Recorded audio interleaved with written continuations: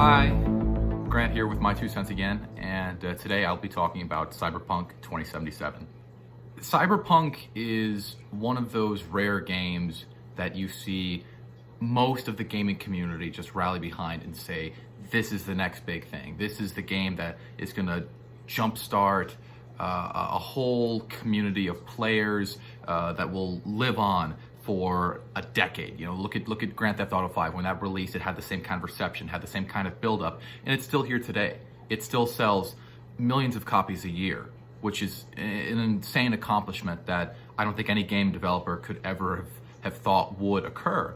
You know, usually a game reaches a point where it's no longer relevant, where it no longer has the same kind of motivation to play that it used to in prior years or the prior decade in Grand Theft Auto's situation. But when it comes to Cyberpunk 2077, the hype, it felt like this was going to be GTA 5 2.0. You know, there's going to be more of an it's an RPG game, so there's going to be a role-playing element to this game. You would have a lot of choice and decision in how your character is created, how your character looks, how they move, feel, and generally how they interact with their world and environment. And the environment itself would be a living organism within Cyberpunk 2077, and that you could have free reign over a lot of things. You know, you wouldn't have world building per se, but through the actions of your story that you choose, you know, with the slew of options throughout the game, and conversations, interactions, and just general ways you play the game yourself as either a stealthy character or a,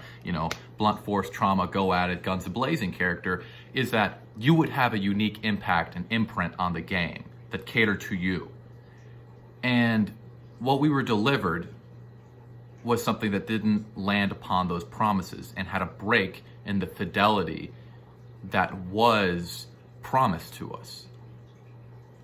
Now, the reason why there's so much expectation and hype heaped upon this game was because CD Projekt Red, the producers of this game and the creators of it, they made the greatest, or arguably the greatest, RPG of all time, which is The Witcher 3 Wild Hunt. I was fortunate enough to play that this past year, the completed version with the DLCs and everything, and it's an amazing game. Everything that you hear promised about Cyberpunk 2077, with the ability to customize your character top to bottom, with your ability to interact with your world environment and see real-time impacts as well as impacts down the road, Witcher 3 had. With all of the gravity and the interconnection with your character, your player, and your world, The Witcher 3 was able to tie all of it together and make it feel like everything was intertwined. It was able to give the world an organic feel that also delivered upon that feeling, and it wasn't just a gilded road. With Cyberpunk 2077, it feels just like that. It feels like a gilded road. It feels like upon the surface, it's very, very pretty and has a lot of options for you, but underneath that, it's as deep as a puddle. There's content to it. You can go out into the open world in different areas. You can respond to crimes, or you can go investigate, you know, gang activity or mob activity and just handle those situations. And they spawn up organically. But once you solve missions in those respective areas, it feels like there's not a lot of motivation to return to those places. It feels like there isn't as much of an impact on those places after you're in them as The Witcher 3 has, or as other RPGs have. It feels almost like this is an RPG in a linear story's body. The skin is an RPG. The appearance is an RPG. The options it gives you are an RPG. It lets you go and do so many things, have character interactions that feel genuine and unique, because there's a whole slew of content that you can go over and choose and say, hey, this is how I'm going to talk to this character, or ooh, I want to see a potential relationship option with this character. You have those opportunities, you have those chances in a more extensive way than The Witcher in terms of how long you can draw those relationships out. However, you don't have the same number of options as you do in The Witcher 3, nor do these relationship options feel as fulfilling or as lasting as they did in The Witcher 3. And while there is a conclusion that ties to some of these relationships you choose, it doesn't have the same kind of gravitas as what Witcher 3 brought. We all expected Cyberpunk to be this game that just blew everything out of the water, that it took the elements of great gameplay mechanics and graphics and story options and creativity and blended it with RPG elements of free reign for the player, and freedom of decision is exactly how you want to go through your world and how you want your impact to be left. It's the same sort of thing that we would get from Fallout games, the gratification of, I'm going to start from scratch with absolutely nothing, and I'm going to build a narrative that fits me, that fulfills my narrative. And in the Fallout games, with the exception of Fallout 4 and Fallout 76, you get complete fulfillment of that. You build up your own lore. You build up your own reputation in that respective game, and the game interacts with you in that way. Fallout New Vegas, that's a prime example. That's arguably, that's one of the best RPGs of all time as well. You have that exact thing. You start off as a courier who isn't really known, and then you build up your reputation. In this game, Cyberpunk 2077, you have arbitrary features that keep track of your street credit, but when you're engaging in most missions, the street credit really isn't acknowledged no matter how high you get. Now, you'll have some comments every now and then in the main quest line, or when you go to some location, it's like, oh, that's V, which is everyone's character's name in Cyberpunk 2077, but it doesn't really build upon that.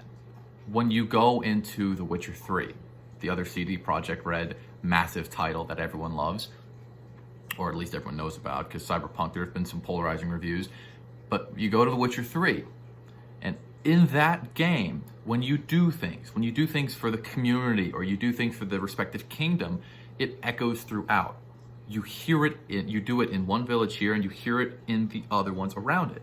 It's not just a one-time thing where it gets, you hear a little murmuring about it in the background while you're going into a bar or riding on your horse or something like that. You hear it throughout and you see the results. I remember one instance in The Witcher 3 where I decided to kill this demon that was trapped in a tree.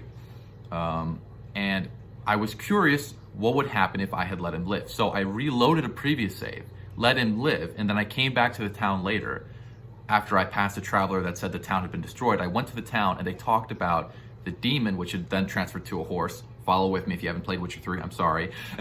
And it had gone into the town and everyone just started killing each other. And the town burst into flames and all this other crazy stuff. And it's just, that's one instance. One. That wasn't a novel thing that they just put into the game. That was every facet of the game. You would see that everywhere. You would see the impact of your actions everywhere. It wasn't just in a few locations. It was anything that you did reverberated in very resounding and powerful ways. With Cyberpunk 2077, it gives the appearance that it has gravitas when you do a specific action, and it has weight to it. But outside of the momentary effects and the real-time results of your actions, it doesn't feel like there's a long-term implication to it.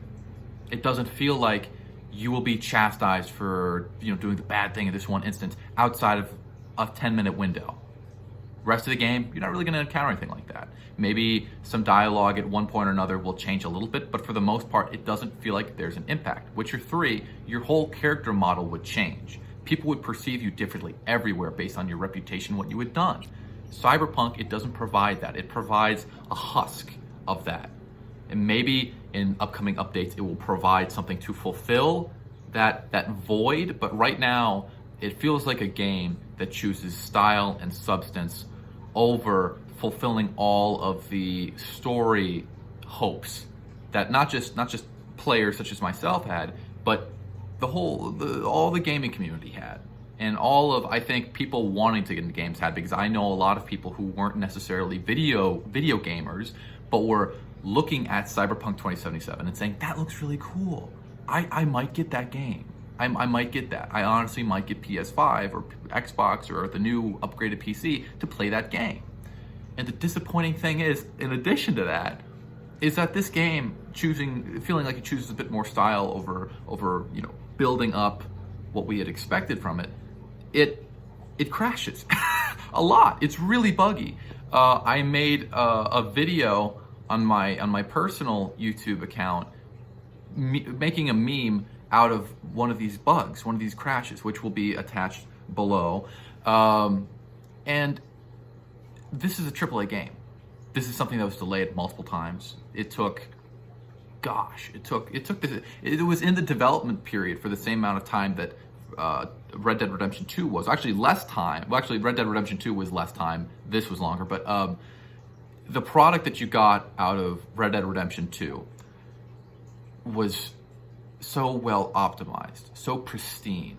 And granted, you're making it for less systems, so optimization of the game is going to be a little easier, and you're not going to have as many bugs and issues and glitches. But when you release a game of this magnitude, you have to do a better job. Look at another title that released recently, Assassin's Creed Valhalla. I also have that game, and while there have been, I've had 3 crashes in total for that game, and I've put 35 hours into it. 3 crashes in 35 hours. And first crash happened because it was launch day of the game, so obviously there's going to be some bugs that haven't been worked out, and you can say the same thing for Cyberpunk. But that being said, my game only crashed once in 12 hours of playing it on the first day it was released for Valhalla.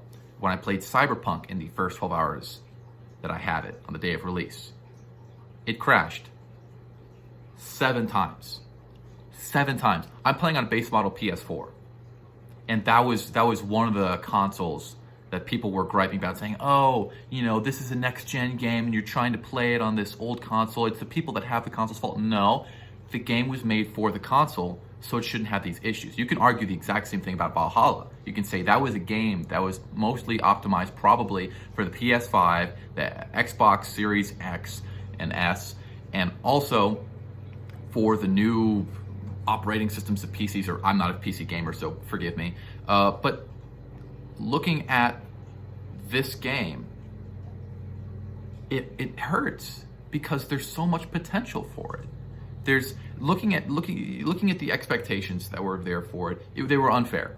But looking at their previous project, The Witcher 3, one of the greatest RPGs, if not the greatest RPG of all time, it had the graphics, it had the story fidelity and the impact on your environment and the choices that we all want in an RPG, which also seemed very, very difficult to get all together, graphics as well as story and all those other things. But Witcher 3 accomplished it with virtually no, I mean, there are some bugs, but after ironing them out, virtually nothing now. Cyberpunk, granted, they're gonna have time to iron out a lot of those issues. Released almost a broken game. It crashed 7 times for me the first day I played it, and it crashed 3 times yesterday, which is the second day I played it and the second day it's been out. That's 10 times it has crashed in 2 days.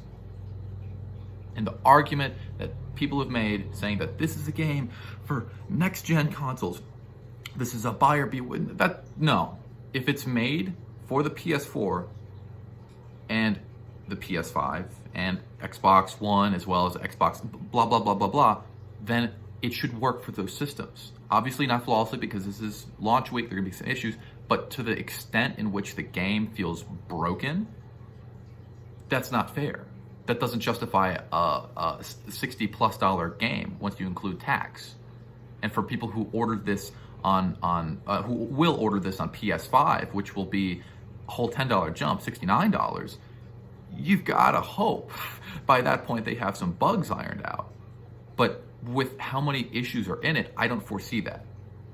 I don't imagine there being a time or space where this game in the next year doesn't feel almost maddening for how glitchy and buggy it is.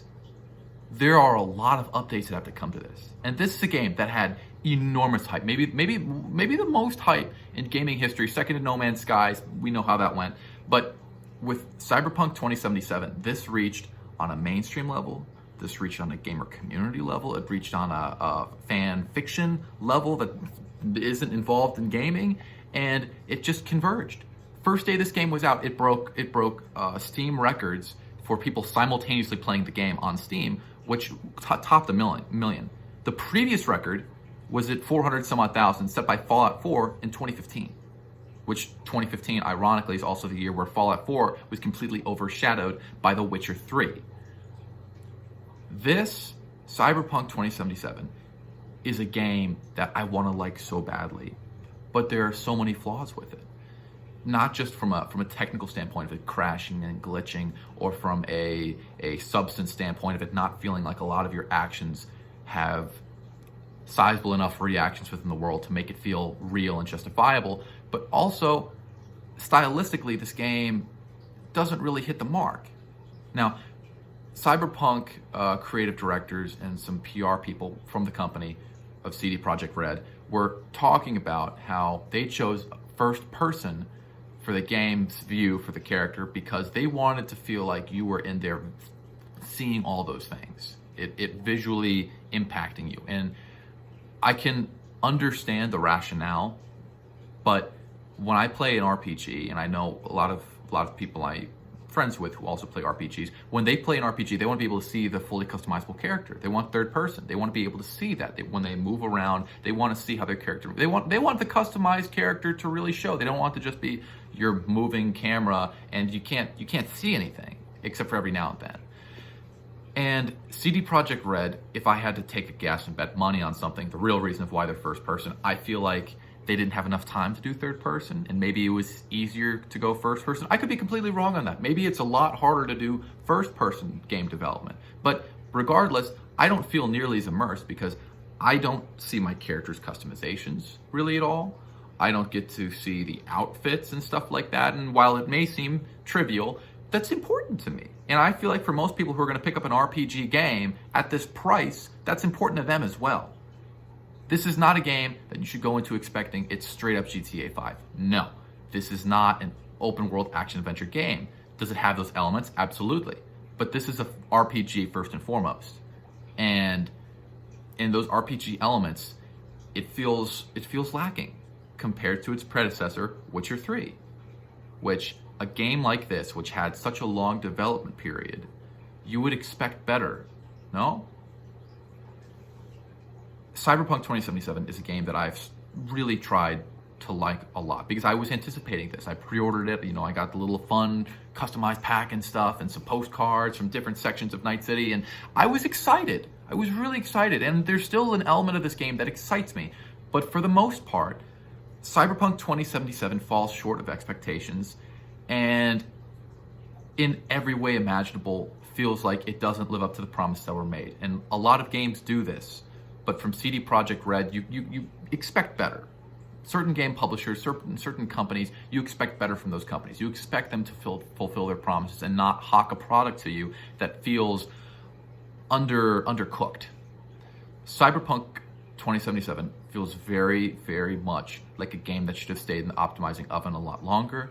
And additionally, it just feels like a game that's missing a lot of core elements to it that would make it feel more like an RPG. Because right now, it feels a little hollow almost in a lot of areas. It's very pretty. There's a lot of things to do, but it doesn't feel like it fully capitalizes on being an RPG, whereas Witcher 3 did, whereas a lot of the Fallout games, with the exception to 4 and 76, did, whereas the Skyrim and Elder Scrolls games, they also did.